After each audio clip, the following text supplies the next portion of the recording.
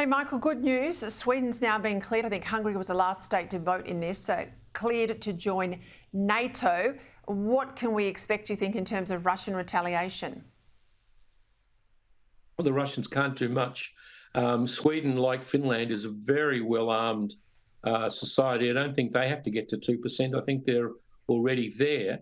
The Russians can huff and puff, but the question is will the Ukrainians be overrun with the huge preponderance of Russian ammunition? In my view, Peter, the fate of the world hangs on what happens in the American Congress in the next few weeks, whether they vote for that aid package for Ukraine or not.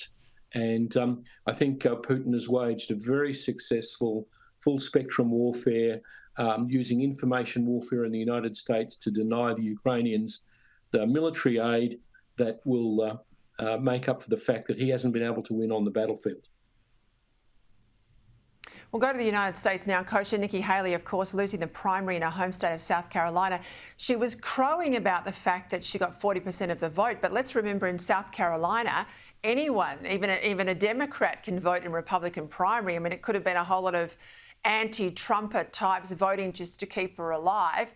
I'm told she's still got some money coming in. Is she going to keep going? What do you think?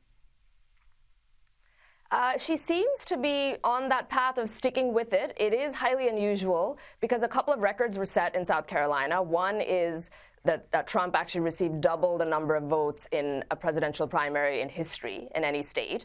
And so that's, a counter dynamic to the point she's raising. And then the other point is the margin of defeat by a home state candidate.